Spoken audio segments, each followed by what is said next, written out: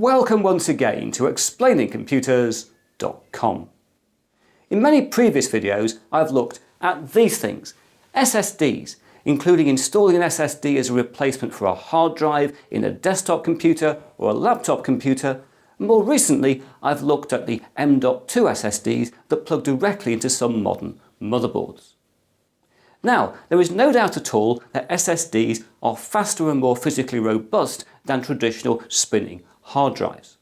However, I do know that many people worry greatly about the life expectancy of an SSD. Should we really trust our data to a device like this? And so in this video I'm going to address SSD life expectancy head on.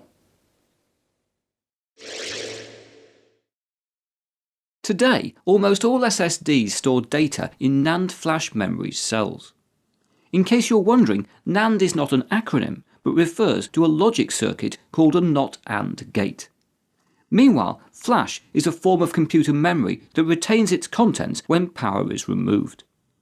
However, the key limitation of flash memory is that its cells can only be programmed and erased a limited number of times. Depending on the SSD and its specific technology, the maximum number of program erase or PE cycles can be as low as 500 and as high as 100,000. All early SSDs were based on SLC or single level cell technology. This stores 1 bit of information per cell, with modern SLC SSDs rated at between 50,000 and 100,000 PE cycles. However, SLC is very expensive, and today SLC SSDs are only manufactured for use in servers and other enterprise applications. Following SLC came multi-level cell or MLC, which stores 2 bits of data per NAND flash cell. Storing more data per cell decreases the cost of an SSD, but also decreases its writing speed and makes it wear out more rapidly. Today, MLC drives come in 2 variants, Enterprise or eMLC, as well as end-user MLC drives.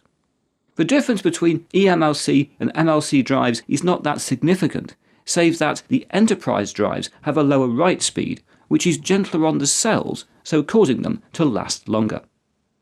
Today, eMLC SSDs are typically rated at between 10,000 and 30,000 PE cycles, while end-user MLC drives are typically rated at between 3,000 and 10,000 cycles. After MLC, we got TLC or triple-level cell, which stores 3 bits of data per cell. While this further lowers SSD price per bit, it again does so at the cost of cell endurance, with TLC SSDs having typical PE ratings of somewhere between 500 and 2,000 cycles. In case you're wondering, quad-level cell or QLC SSDs are expected on the market fairly soon. In recent years, we've also seen the launch of new technologies, including 3D NAND and vertical NAND or VNAND SSDs. These stack NAND flash cells on the chip in order to improve capacity and in the process increase the number of potential PE cycles. However, it's important to appreciate that 3D NAND and VNAND are complementary technology developments, as 3D NAND and VNAND SSDs are still produced in either SLC, MLC or TLC variants. Note that the PE cycle figures presented earlier in this video took account of the latest MLC and TLC, 3D NAND and VNAND drives.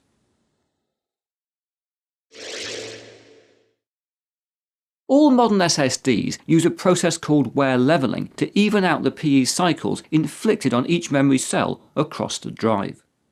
This is particularly important because flash memory cells have to be erased in blocks, which means that data has to be constantly moved around an SSD into free space. SSDs inevitably wear out faster the less free space they have available. Imagine, for example, a 120GB SSD that is 90% full and has a rating of 1000 PE cycles. Manufacturers typically work on the assumption of end users writing up to 20 GB of data in a day. And so here, if this quantity of data was written and erased from the 12 GB of free space every 24 hours, its cells would hit 1000 PE cycles in just 600 days. But if the drive were only 80% full, it would last for 1,200 days, and so on. A key takeaway here is that it's good practice to leave adequate free space on an SSD to preserve its life expectancy. Keeping such free space available is known as over-provisioning, and some SSDs achieve it internally by including additional memory cells that cannot be accessed by the user. Meanwhile, other SSDs are supplied with software that allows the user to implement over-provisioning by leaving some space on the drive unformatted. For example, Samsung's Magician software leaves about 10% of an SSD's capacity unallocated in order to increase the life expectancy of the drive.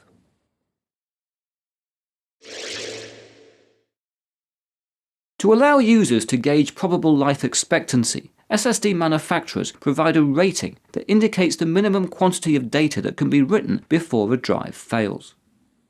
For enterprise SSDs, and as shown here for some SanDisk drives, such ratings may be expressed as a minimum number of petabytes written, or PBW, with a petabyte being 1024 terabytes. Alternatively, enterprise SSDs can have their endurance expressed in drive writes per day, or DWPD, which is a measure of how many times a drive can be filled to full capacity and erased for every day of its warranty period. For end-user SSDs, endurance ratings are typically expressed in terabytes written, or TBW.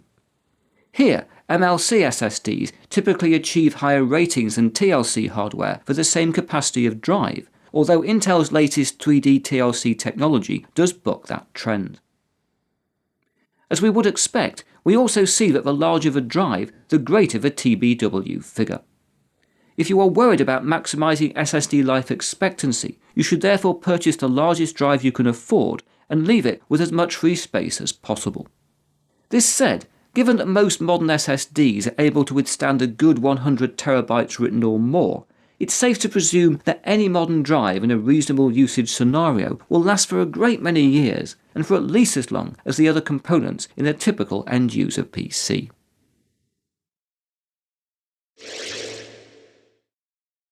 SSDs are getting better and better.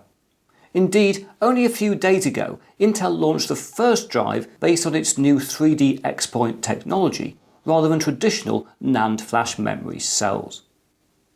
As such innovations accrue, SSD life expectancy will also continue to improve.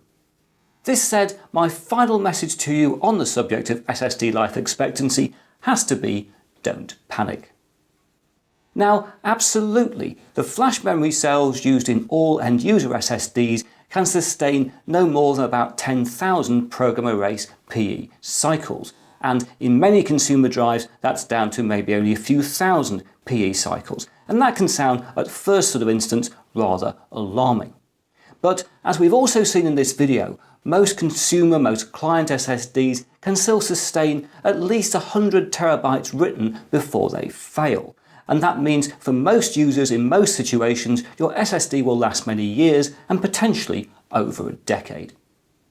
So, should we trust our data to SSDs today? Well, in my view, yes, absolutely. If with the normal provider you should never trust any data to one single drive, any data you actually care about, you want to be there when you come back again, should always be stored on at least 2 drives, and ideally at least 3.